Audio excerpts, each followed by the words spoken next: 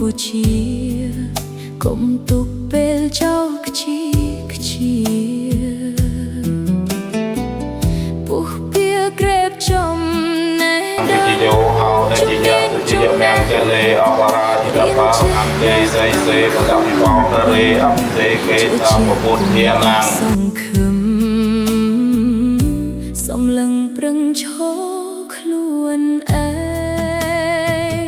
cùng ca nghe buộc bia chui mình bỏ bóng riêng suốt đời tay chất trong cùng đã lỡ lỡ anh ta rai dương cùng cất clay anh cốt dương nữ vang trái cùng lúc vòng vang sập bay trong khi mà tốt xong rồi mình chơi lo mình đến ấy sự công thiết kẹt lấy khai thì cả đó đây kẹt lấy khai thì cả đó bán sẽ là ô thóc nông bánh nóประเทศกรองการเงินขณะปะจงมูลทางสระโมลไซนั่งจีประเทศอยู่ไปจงขณะปะจงมูลทางสระโมลไซดังนั้นดอกปองบัวไอดอกเจ็ดลิ้นรองเลขาธิการประจำการกระทรวงยุติธรรมนั่งจีประเทศกรองการเงินรัฐบิดาจงมูลทางสระโมลไซดอนนำมาเตะบอลสระนอกประกาศบัตรเวทบอลบอลซอสอยู่ก่อนส่งตัวไปเจอថ្ងៃនេះប្រកបដោយមោទនភាពនិងពោពេញទៅដោយកិត្តិយសយ៉ាងក្រៃលែងដែលខ្ញុំបានចូលរួមជាគណៈអធិបតីតំណាងដល់ពុំពោះអាដាមបណ្ឌិតជិនម៉ាលីនរដ្ឋលេខាធិការប្រចាំការក្រសួងយុតិធម៌និងជាប្រធានក្រុមការងាររដ្ឋាភិបាលចុះមូលដ្ឋានស្រុកមោងសីពិធីបិទវគ្គបំពន់បេក្ខជនត្រៀមប្រឡងសញ្ញាបត្រមធ្យមសិក្សាទុតិយភូមិចំណេះទូទៅនិងបំពេញវិជ្ជាជីវៈសម្រាប់វិទ្យាល័យទាំងពីរក្នុងស្រុកមោងសីនិងការប្រគល់បានសរសើរដល់សិស្សសានុសិស្សទទួលបានចំណាត់ថ្នាក់ល្អពីលេខ1ដល់លេខ5ប្រចាំឆ្នាំសិក្សា2025-2026ស្ថិតនៅក្នុងបរិយាកាសដ៏មហាថ្លៃថ្លានេះខ្ញុំបាទសូមផ្ដាំផ្ញើនិងសួរសុខទុក្ខពីសំណាក់អាដាមហ៊ុនម៉ាណីប្រធានសហភាពសហព័ន្ធយុវជនកម្ពុជាអាដាមអភិសន្តិបណ្ឌិតសសុខាអនុប្រធានសសយកទទួលបន្ទុក3ខេត្តគឺខេត្តបាត់ដំបងបន្ទាយមានជ័យនិងព្រៃវែងលទ្ធផលនៅថ្ងៃបិទវគ្គបំពន់នេះសង្ឃឹមយ៉ាងមុតមមថាការប្រឡងនៅថ្ងៃទី10សីហាខាងមុខនេះមួយបងប្អូនទាំងអស់នឹងមិនធ្វើឲ្យលោកគ្រូអ្នកគ្រូណាក្រុមការងារដែលខិតខំមកពីភ្នំពេញមកនោះចឹងសម្រាប់វិទ្យាល័យមោងសីក៏ដូចជាស្រុកមោងសីយើងទាំងមូលក្រុមការងារយើងទាំងក្រុមការងាររដ្ឋាភិបាលក៏ដូចជាក្រុមការងារផ្សេងទៀតគឺបានសម្រុកនឹងពួតដៃយ៉ាងសស្រាក់សស្រាំទាំងការងារជួយនៅមូលដ្ឋាននិងជាការងារអត្តភាពចម្បងចំពោះមុខគឺជួយជ្រោមជ្រែងដល់ក្មួយសិស្សានុសិស្សដែលត្រៀមប្រឡងបាក់ឌុបនេះអញ្ចឹងមានន័យថាអ្វីដែលក្រុមការងារដូចខ្ញុំថ្ងៃនេះអញ្ចឹងតំណាងដល់ពុំពោះអាដាមបណ្ឌិតជិនម៉ាលីនរដ្ឋលេខាធិការប្រចាំការក្រសួងយុតិធម៌និងជាប្រធានក្រុមការងាររដ្ឋាភិបាលចុះមូលដ្ឋានស្រុកមោងសីលោកមានកម្មវិធីជាច្រើនតាំងពីកម្មវិធីមុនប្រឡងណាអញ្ចឹងមុនប្រឡងនេះពីសប្តាហ៍មុនហ្នឹងគឺវគ្គតម្រង់ទិសអញ្ចឹងបានគៀងកោអ្នកប្រាជ្ញអ្នកចេះដឹងដើម្បីយកមកបញ្យលអប់រំមួយដើម្បីឲ្យយល់ថាពេលដែលយើងចប់បាក់ឌុបហ្នឹងយើងទៅណាអញ្ចឹងថ្ងៃ10ហ្នឹងគឺជាថ្ងៃដែលឆ្លងស្ពានទៅរកភាពជោគជ័យបន្តទៀតអញ្ចឹងថ្ងៃនេះគឺសិតតែសិស្សដែលមានចំណាត់ថ្នាក់ពីលេខ1ដល់លេខ5បាទហើយនឹងអាណាព្យាបាលប្រសាសន៍របស់ថ្នាក់ដឹកនាំក៏ដូចជាព្រះគ្រូទុយសុខិមពីចៅអធិការវត្តសូយ៉ារាមក៏ដូចជាបងពេជ្រម៉ាឡៃដែលគាត់បានលើកនៅក្នុងសន្ទរកថារបស់គាត់ពីដើមចោលហ្នឹងគឺថាការចូលរួមដើម្បីឲ្យបងប្អូនคล้ายទៅជាសិស្សល្អ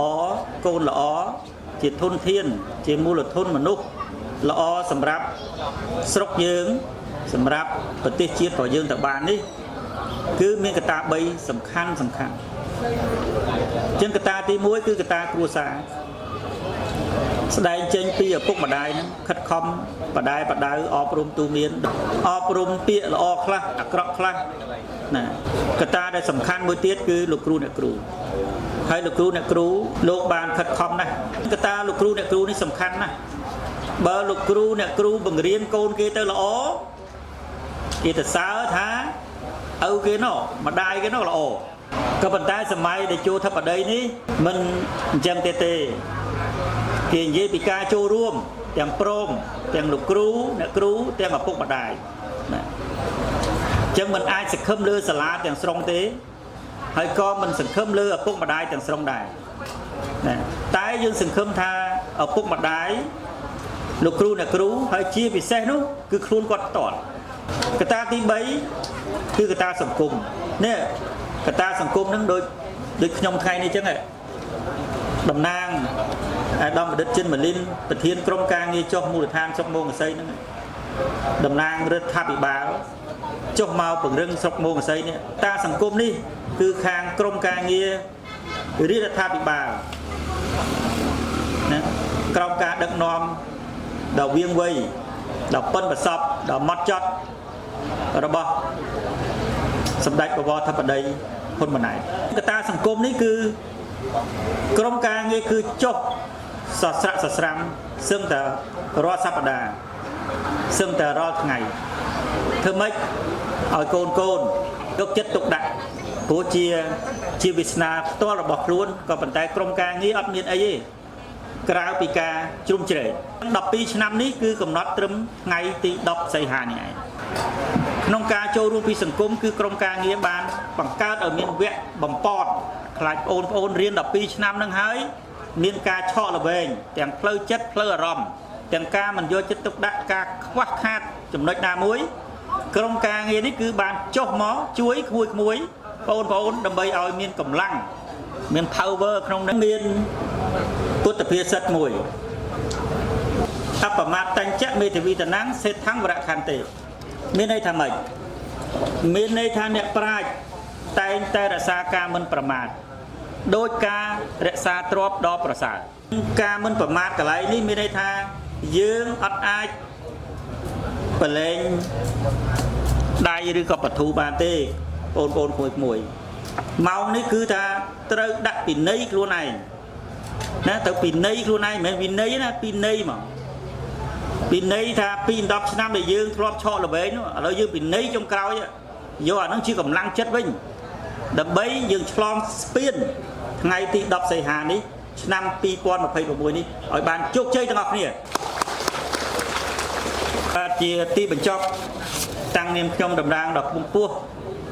អាដាមបណ្ឌិតចិនម៉ាលីនរដ្ឋលេខាធិការប្រចាំការក្រសួងយុទ្ធភ័ព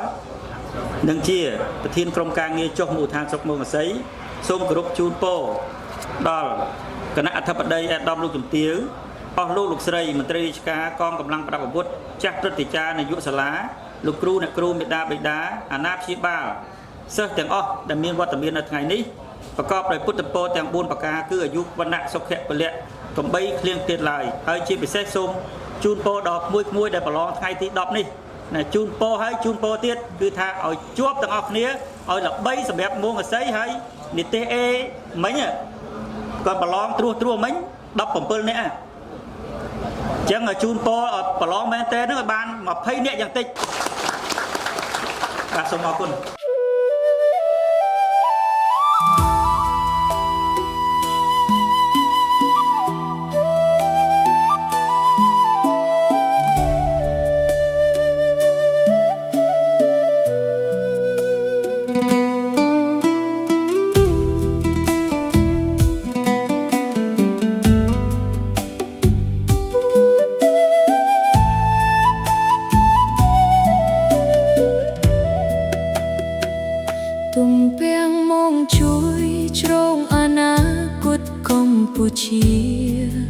កុំទុកពេលចោលខ្ជា